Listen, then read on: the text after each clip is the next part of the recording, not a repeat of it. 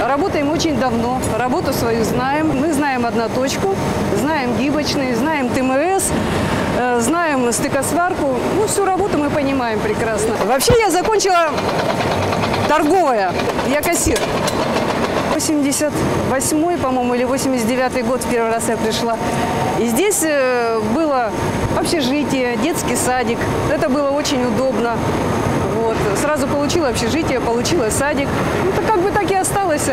Я сразу пришла арматурщицей. Совсем молодые были, лет 18-19 было. Есть люди, которые занимаются цветами.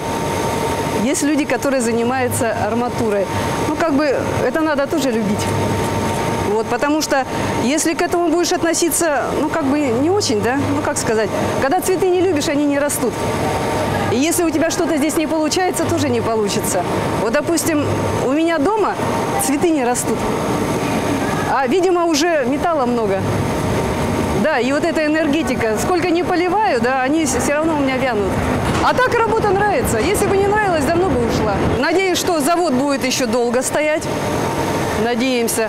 Потому что все-таки у нас хорошая организация, и продукция наша, она более высокая по качеству, я так считаю, высокая по качеству больше, чем в каких-то малых предприятиях.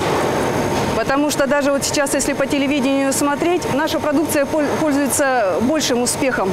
Потому что у нас прекрасная АТК, очень хорошая АТК, ну, хорошие мастера у нас. Если что-то не так, где-то что-то не то сварил, сразу же уже бегут, говорят там, так, девчата, давайте переваривайте, все-таки смотрим за этим.